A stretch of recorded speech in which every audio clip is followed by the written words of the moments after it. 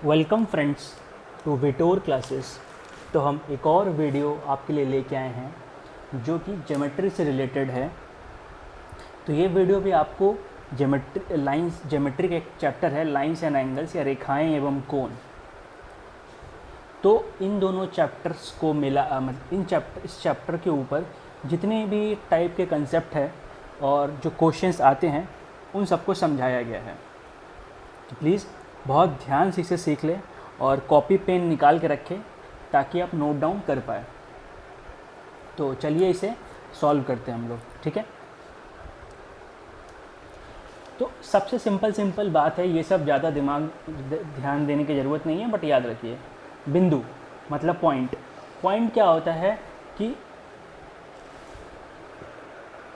मतलब इस कहने का मतलब है एक ऐसा वृत्त जिसका त्रिज्या शून्य हो, मतलब त्रिज्या जीरो। त्रिज्या होता है ये वाला पार्ट को त्रिज्या बोलते हैं। तो ये शून्य है, तो इसका अगर कोई भी त्रिज्या शून्य है तो ये एक बिंदु हो गया पूरा वृत्त। दूसरा आता है रेखाखंड। रेखाखंड क्या होता है कि कोई भी लाइन, कोई भी रेखा का अगर हमें कोई वैल्यू बता दिया जाता है उसे हम लोग रेखाखंड बोलते हैं। उसके बाद आता है रे या किरण। किरण मतलब क्या होता है कि किसी भी दिशा में, मतलब एक तरफ फिक्स है और दूसरा तरफ वो आगे बढ़ते जा रहा है, जिसको बोलते हैं किरण या रे, ठीक है। तो इस तरीके से इसको हम लोग सॉल्व करते हैं, मतलब कॉन्सेप्ट से। अगला है हमारा रेखा। रेखा क्या होता है, जैसे किरण क्या था कि एक तरफ फिक्स था, दूसरे एक तरफ बढ़ते जा रहा था। रेखा क्या होता है कि दोनों तरफ बढ़ता है, ठीक है। संगामी रेखाएं या कंकरेंट लाइन। कंकरेंट लाइन मतलब होता है ग्रुप ऑफ लाइन या मतलब एक से अधिक रेखा जो किसी एक पॉइंट पे मिलती हो या कट कर दीजिए, कट कर रही है यहाँ पे, तो ये सारा मिल रहा है, तो इसको बोलते हैं हम लोग कंकरेंट लाइन्स या संगामी रेखाएं, ठीक है। उसके बाद आता है कोण। कोण कोई भी दो रेखा या दो लाइन सेगमेंट रेखाखंड को अगर हम लोग जोड़ते हैं तो यहाँ पे एक बिंदु के हिसाब से ये बनता है, ठीक है। जिस दो लाइन से शुरू करते किसी भी हम लोग किरण को, उसको हम लोग बोलते हैं कोण। ये एक पॉइंट ओ है, यहाँ से एक किरण निकला, एक यहाँ से किरण निकला, ये रे निकला, तो इस रे के बीच में जो भी एक वैल्यू बन रहा है इसको बोलते हैं हम लोग कोण। कोण का माप किस में होता है, चाहे तो डिग्री में नापते हैं हम लोग कोण को या रेडियन में नापते हैं, ठीक है। अब इसके बाद आता है कोणों के प्रकार। तो पहला होता है न्यून कोण। न्यून कोण मतलब एक्यूट एंगल। एक्यूट एंगल वो होता है कि जिसका एंगल 0 से बड़ा और 90 से छोटा, मतलब 2, 4, 5, 80, 82, 89 तक, 90 नहीं 89 तक। फिर आता है समकोण। समकोण मतलब राइट एंगल। राइट एंगल मतलब होता है ये जो 90 डिग्री होता है, मतलब 90 डिग्री की कोण को हम लोग बोलते हैं समकोण। अधिक कोण वो होता है जो 90 से 180 के बीच में होता है, ठीक है। याद रहेगा आप लोगों को। तो थीटा 90 से बड़ा होना चाहिए और 180 से कम होना चाहिए, और इंग्लिश में बोलते हैं इसको ऑब्ट्यूस एंगल। अगला है सरल कोण। सरल कोण या स्ट्रेट एंगल। 180 डिग्री को हम लोग बोलते हैं सरल कोण या या स्ट्रेट एंगल। तो प्लीज़ इस एंगल्स को लिख ले, इसे याद करना बहुत ही ज़्यादा ज़रूरी है, नहीं तो मुश्किल हो जाएगी। उसके बाद आता है बृहत कोण। बृहत कोण या रिफ्लेक्स एंगल। रिफ्लेक्स एंगल जो होता है उसका वैल्यू हो गया 180 से लेके 360 तक, और 360 को बोलते हैं संपूर्ण कोण या कंप्लीट एंगल, ठीक है। तो हम लोग कहाँ से शुरू किए थे, रिपीट करते हैं फिर से। 0 से लेके 90 तक एक्यूट एंगल जिसको न्यूनतम कोण कहते हैं। फिर उसके बाद 90 आया, 90 हो गया आपका समकोण या राइट एंगल। फिर 90 से लेके 180 तक आया जिसको हम लोग क्या बोलते हैं, अधिक कोण या इंग्लिश में ऑब्ट्यूस एंगल। उसके बाद सरल कोण जिसको 180 बोलते हैं या स्ट्रेट एंगल भी बोलते हैं। वह बृहत कोण जो जिसका माप 180 से लेकर 360 के बीच में होता है, और इंग्लिश में बोलते हैं उसको रिफ्लेक्स एंगल। कंप्लीट एंगल मतलब 360। अब हम लोग सिर्फ अकेले एंगल को देख रहे थे। अब जो हम देखेंगे, मान लीजिए दो एंगल का जोड़ा है, जैसे ये दोनों जोड़ा है अलग अलग एंगल, तो इसको हम लोग क्या बोलेंगे। तो पहला आता है कोटि पूरक कोण। इसको बोलते हैं कम्प्लीमेंट्री एंगल इंग्लिश में। कम्प्लीमेंट्री एंगल मतलब दो एंगल मान लीजिए है, दो एंगल है, तो अगर इन दोनों एंगल को जोड़ के अगर 90 आ रहा है तो ये होगा कोटि पूरक कोण। तो अगर मान लीजिए एक एंगल 30 है तो अगला इसका कोटि पूरक एंगल कितना होगा 60। ये पूछा जाएगा आपसे कि 60 का कोटि पूरक कोण कितना है, तो आप बताइएगा 30, या 30 पूछा तो 60, 45 बोलेगा तो 45 ही हो जाएगा। 20 का कोटि पूरक कोण 70, 70 का कोटि पूरक कोण 20। उसी तरह आता है संपूरक कोण। संपूरक कोण होता है 180 डिग्री, ठीक है। दो एंगल को अगर जोड़ेंगे हम लोग तो आएगा 180 डिग्री, ठीक है। ये हुआ संपूरक कोण, याद रहेगा आप लोगों को। तो संपूरक कोण अगर बोल दिया एक एंगल 110 का संपूरक कोण क्या होगा तो 70, ठीक है। दो कोण असन अब होता है असन कोण। असन कोण एडजेसेंट एंगल, मतलब लगातार जो एंगल होते हैं उसको बोलते हैं एक के बाद एक। अब ऐसा अगर रहे, मान लो कि ये ऐसे है इस तरीके से, तो ये और ये एडजेसेंट नहीं हुआ, लेकिन ये वाला एंगल और ये वाला एंगल आपस में एडजेसेंट है, ठीक है। अगला रेखीय युगम। युगम मतलब होता है इंग्लिश में कहते हैं लीनियर पेयर, मतलब दो एंगल जिनको जोड़ के अगर 180 डिग्री आ रहा है तो उसको बोलते हैं रेखीय युगम या लीनियर पेयर। उसके बाद है शीर्ष विमुख कोण। शीर्ष विमुख कोण क्या होता है कि इसके अगर दो लाइन ऐसे कट रहे हैं ना, तो ये वाला इसका शीर्ष विमुख हुआ और ये दोनों, ये वाला इसका शीर्ष विमुख हुआ, ये इसका और ये दोनों आपस का शीर्ष विमुख हुआ, ठीक है। और ये दोनों एंगल आपस में बराबर होते हैं, जैसे लिखा हुआ है AOC और BOD। एक और इसमें बात है जो आपको मैं समझा दूँ, क्योंकि बहुत लोगों को ये प्रॉब्लम होता है। जैसे देखिए, अगर इस फिगर में हम लोग लिखें एंगल BOC, तो BOC मतलब हुआ BOC। जब भी ऐसा लिखा हो तो ये जो बीच वाला कोण है इसका वैल्यू हम लोग बताते हैं, लेकिन O का दो मान है। अगर BOA लिखे हम लोग तो ये इधर वाला आएगा, याद रखिएगा। इस तरीके से एंगल दिखाते हैं हम लोग। अगला सवाल, अगला है हम लोग का समांतर रेखाएं या तिर्यक रेखाएं। तो समांतर रेखाएं क्या होती है कि मान लीजिए दो ऐसा लाइन है जो कभी भी आपस में ना मिले, उसको हम लोग बोलते हैं समांतर रेखाएं। और तिर्यक रेखाएं क्या होती है, कोई रेखा जो इन दोनों समांतर लाइन को एक साथ काटती है, इसको बोलते हैं हम लोग तिर्यक रेखाएं, ठीक है। तो ये काटी इस तरीके से, तो जेड हमारा तिर्यक हो गया PQ और RS, तो समांतर हो गया। तो हम लोग PQ पैरेलल या समांतर इस तरीके से लिखते हैं, ठीक है। और जेड मेरा तिर्यक हो गया। तो हमने ये एंगल का नाम दे दिया है, ये 1 2 3 4 5 6 7 8 ये एंगल के नाम बने, ये एंगल बने हैं, ठीक है। देखिए 1 2 एडजेसेंट एंगल है, लीनियर पेयर भी है। लीनियर पेयर को हिंदी में क्या बोलते हैं, रेखीय युगम। रेखीय युगम, रेखीय युगम भी है। तो इसमें अब बहुत सारे डिफरेंट अलग अलग कोण आएंगे जो हम लोग सीखेंगे क्या क्या होते हैं। तो पहला देखिए ये फिगर है हमारा, आता है संगत कोण। तो संगत कोण को इंग्लिश में बोलते हैं कॉरस्पॉन्डिंग एंगल। तो देखिए संगत कोण कैसे होता है कि मान लीजिए ये दोनों मेरा लाइन था समांतर, ये ऐसे कटा हुआ तिर्यक है, तो ये वाला लाइन मतलब 1 और ये 3 आपस में संगत है। देखिए ये दोनों दायां तरफ है और ऊपर की तरफ है।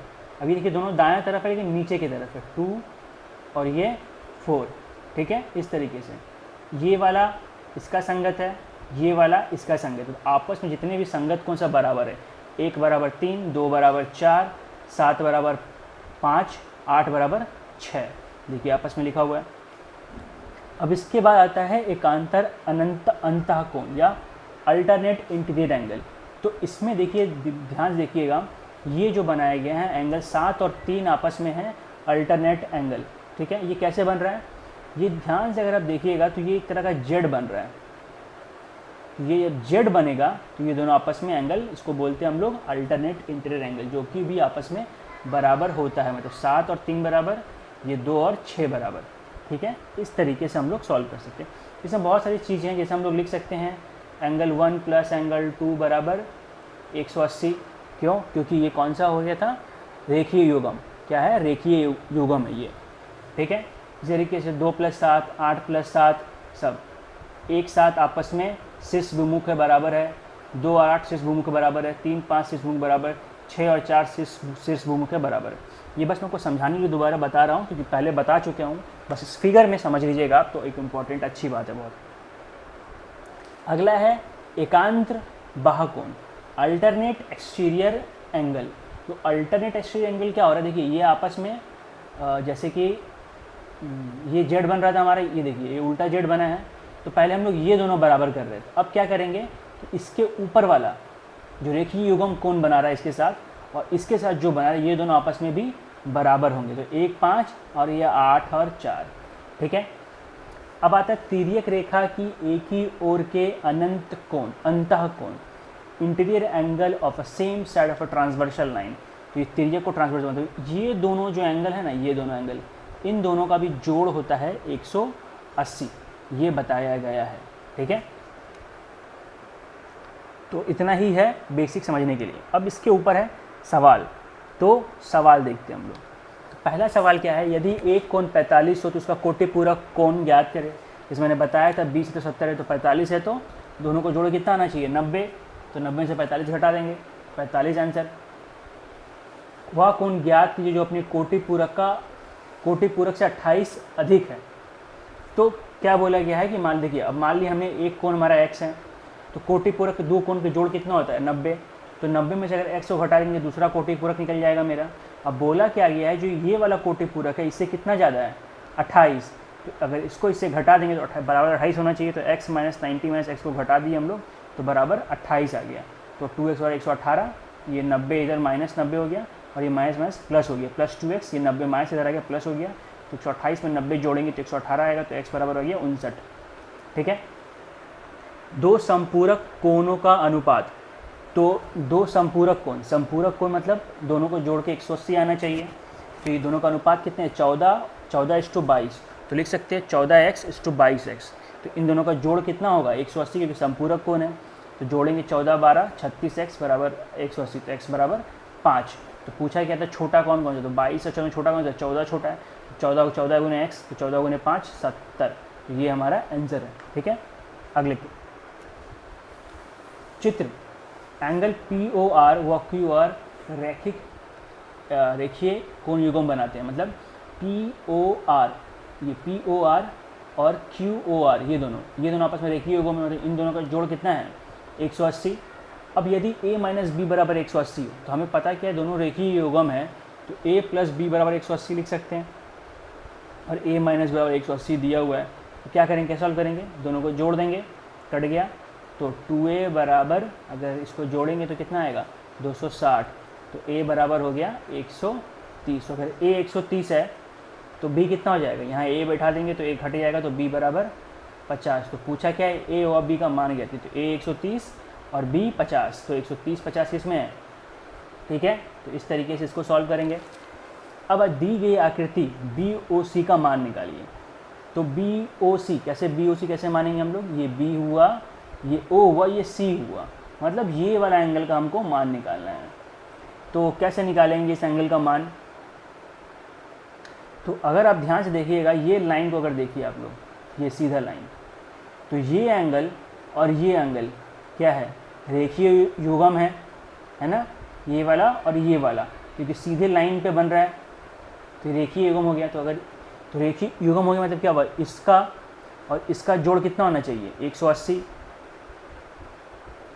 तो ये 31 बैठा दिए, BOC बराबर 180 माइनस 31 149। ऐसे ये सवाल भी सॉल्व हो गया। अगला सवाल, ये क्या है, समांतर और तिर्यक रेखाओं पे आधारित प्रश्न। तो इस तरीके से सवाल आ सकते हैं जिसको हम लोग को सॉल्व करना पड़ेगा। तो चलिए इसको भी सॉल्व कर लेते हैं हम लोग। टफ नहीं है ये सब क्वेश्चंस, बस थोड़ा समझ के बनाइएगा तो बन जाएगा। तो क्या बोला है, चित्र में यदि AB parallel PQ parallel RS, तो अगर एक चीज़ ध्यान रखिएगा, मतलब ये इसके पैरेलल है और ये वाला इसके पैरेलल है, ये दोनों आपस में पैरेलल होगा, याद रखिए ये बात बहुत इंपॉर्टेंट है। ठीक है। तो तब x का मान, तो हमें इसका मान निकालना है। तो चलिए इसको सॉल्व करते हैं। तो अगर आप ध्यान से इस क्वेश्चन को देखिएगा, पहले सिर्फ इस लाइन को देखते हैं AB और इसको। तो अगर ये लाइन देखिए आप, यहाँ से AT से ये लाइन, तो ये क्या हुआ Z बन रहा है, तो ये अल्टरनेट अपोजिट एंगल हो गया, और हिंदी में इसको बोलते हैं हम लोग एकांतर अंतः कोण। तो ये वाला और ये वाला बराबर हो गया, मतलब ये 50 है तो ये भी 50 हो गया। अब आते हैं इस लाइन में, क्योंकि अगर यहाँ पे भी हम लोग देखें तो ये भी एक Z बन रहा है, तो ये वाला इसके बराबर होगा, है ना। तो इन दोनों का जोड़ कितना है 100, और इसमें से ये वाला कितना है 50। तो अगर इस पूरे में से इसको अगर हम लोग घटा देंगे तो ये वाला निकल जाएगा हम लोग का। तो 100 में से 50 घटा देंगे तो कितना आया 50, तो 50 हमारा आंसर है। समझ में आ गया? इस तरीके से इसको सॉल्व करेंगे। देखिए अब अगला सवाल है हमारा ये, दिए गए चित्र में यदि A B parallel C D है तब x का मान क्या होगा। तो यहाँ पे क्या दिया है, C D parallel E F, मतलब हमने बना लिया, एक इसको सॉल्व करने के लिए बनाना पड़ेगा हमें। तो इस तरीके से एक डायग्राम हमने बनाया C D parallel E F. तो इस तरीके सॉल्व करना है तो आप प्रैक्टिस करिए क्वेश्चन। ये कुछ क्वेश्चन हैं, टाइप्स आ सकते हैं ऐसे, बट इतना ही क्वेश्चन आएगा कोई ज़रूरी नहीं है। तो प्लीज़ कहीं से भी बुक जुगाड़िए और लास्ट में बुक का नाम बताया जाएगा, तो आप उस बुक से आप बुक को ख़रीद लीजिए, सबसे बेटर ऑप्शन है और ये सबसे अच्छा किताब है प्रिपरेशन करने के लिए। तो C D parallel E F है, तो अब हमें पैरेलल ई एफ है मतलब क्या दिया हुआ है, x प्लस सी ई एफ। दोनों देखिए सिखाया था मैंने कि अगर ये दोनों ऐसे पैरेलल थे तो इन दोनों का जोड़ कितना है 180, तो ये पैरेलल है, इन दोनों का जोड़ 180, तो x प्लस ये कितना हो गया 180। तो यहाँ से हम लोगों ने लिख लिया यहाँ पे कि सी ई एफ बराबर 180 माइनस एक्स, ये वाला x था मेरा, तो ये हमने निकाल लिया। अब क्या बोला है, A B parallel E F है, A B parallel E F है, तो इन दोनों का जोड़ कितना होगा 180। तो अगर ये 105 है तो ये इससे घटा देंगे तो कितना आ जाएगा, ये 75। अब हमको क्या पता है कि इन दोनों का, इसका पूरा का जोड़ कितना है 75, जिसमें से 25 ये है, तो माइनस 25 कर देंगे तो 50 आ गया। मतलब ये वाला निकल गया बड़ा वाला एंगल हमारा जो हमें पता था। तो ये वाला एंगल कितना था हमारा 180 माइनस एक्स, तो बराबर कितना हो जाएगा 50। तो x बराबर कितना हो जाएगा 180 माइनस 50 मतलब 130। अब फिर से समझते इस क्वेश्चन को, दोबारा मैं दिखा देता हूँ। ये ए बी लाइन था, ये एक सी डी लाइन है, दोनों यहाँ पे आपस में मिल रहे थे। ये आपस में पहले ये बी, ये ए, ये डी, ये सी। तो हमने क्या किया, एक लाइन ड्रॉ किया जो कि यहाँ से पास हो ई से। ये वाला x था हमारे पास, तो ये एंगल जो होगा ये कितना हो जाएगा 180 माइनस एक्स। और ये देखिए अब ये दिया है 105, तो अगर इसको फर्दर भूल जाए हम लोग, सिर्फ ए बी और ई एफ को देखें, ये मेरा ए बी है और ये मेरा ई एफ है, तो इन दोनों को जोड़ कितना आना चाहिए 180।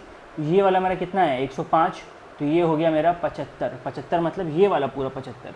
तो इस 75 में से ये छोटा वाला तो दिया हमारे पास कितना है 25, तो अगर ये 25 है तो ये 50 हो गया। तो इसके बारे हमने कितना निकाला 180 माइनस एक्स बराबर 50। तो यहाँ से x सॉल्व कर लिया हमने। तो इस तरीके से इसको भी सॉल्व कर सकते हैं हम लोग।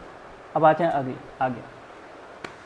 ये हमारा लास्ट एग्जांपल है, तो थोड़ा सा डिफ़िकल्ट है बट इट्स आराम से सॉल्व किया जा सकता है, बहुत ज़्यादा डिफ़िकल्ट भी नहीं है। P Q parallel R S दिया है, एन एम एस का मान निकालना है। एन एम एस ये वाला मान चाहिए हमको, ठीक है। तो ये मान हम लोग कैसे निकालेंगे, तो सबसे पहले देखिए ये 55 है, ये 47 है, ये एक रेखीय युग्म बन रहा है, तो इन तीनों को जोड़ के 180 आएगा। तो अगर 180 में से इन दोनों को हम लोग घटा देते हैं तो ये वाला मान निकल जाएगा हम लोग का, ठीक है। तो हम लोग करते हैं 180 माइनस 55 प्लस 47, तो अगर इसमें से घटाएंगे हम लोग तो ये हमारा आ जाएगा। तो 180 माइनस 102 कितना आया 78। तो ये अगर 78 है तो इसको निकालेंगे। फिर क्या जानते हैं, इन तीनों को जोड़ के त्रिभुज है, तीनों को जोड़ के कितना आना चाहिए 78। तो x बराबर कितना हो जाएगा 180 माइनस इन दोनों को जोड़ देंगे तो 78 प्लस 67, तो कितना आएगा 180 माइनस 145 जो कि हो गया 35, जो कि हो गया 35। तो ये कितना हो गया मेरा 100, ये सिर्फ हो गया 35। अब फ़िलहाल के लिए सिर्फ इसको देखिए, ये P L M S ये आपस में Z बन रहा है, तो ये 55 है तो ये पूरा 55 हो गया। तो x हमारा कितना आया 35, तो इसको मान लेते हैं y, तो हम लोग लिख सकते हैं y प्लस 35 बराबर y प्लस 35 बराबर 55, क्योंकि ये पूरा 55 था और इसमें से ये भाग 35 हो गया, तो y प्लस 35 बराबर 55, तो y बराबर 20, तो हमारा 20 आंसर हो गया। ठीक है, तो इस तरीके से हम लोग इसको सॉल्व करते हैं। तो ये लाइंस एंड एंगल्स का चैप्टर था, जो कि ज़्यादा बड़ा चैप्टर नहीं है, छोटा ही चैप्टर है, पर आप इसको बहुत ध्यान से देखें क्योंकि सवाल इसमें पूछे जाते हैं। तो अगर आपके पास ये किताब है, उस किताब से आप सारे सम्स को सॉल्व करिए। अगर नहीं बन पा रहा है तो हमें क्वेश्चंस बता सकते हैं, फ़ोटोज़ भेज सकते हैं फेसबुक पेज पे हमें, तो हम डेफिनेटली आपको सॉल्यूशंस भेजेंगे। और ये बुक जिनको पता नहीं है, वो बुक ये है फास्ट ट्रैक वस्तुनिष्ठ अंकगणित। ठीक है, ये किताब का नाम है जो रीचा अग्रवाल ने लिखा है, अरिहंत का किताब है।